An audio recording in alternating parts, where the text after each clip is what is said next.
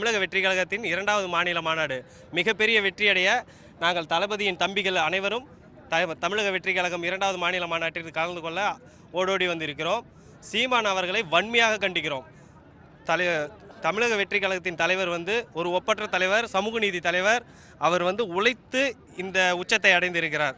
சீமான மாதிரி பொய் கதைகளை பேசியோ, ஒருவரை ஏமாற்றியோ, ஒரு பெண்ணை ஏமாற்றியோ, ரொம்ப கேவலமான கதைகளை பேசியோ, இளைஞர்களை ஒரு மந்தமாக்கியோ நாங்கள் ஒரு கழகத்தை துவங்கவில்லை.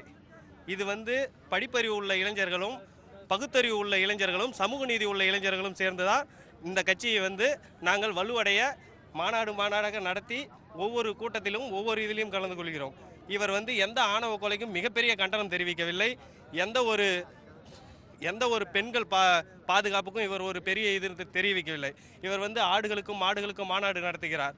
அது தவறாக நாங்கள் கூறவில்லை, அது சரிதான். இருந்தாலும் தளபதியை இவர் ஒரு சில மேடைகளில் அவதூறாக பேசுவது ரொம்ப அல்பத்தனமான அரசியலாக இருக்கிறது. அவரை நாங்கள் வன்மையாக கண்டிக்கிறோம். அவர்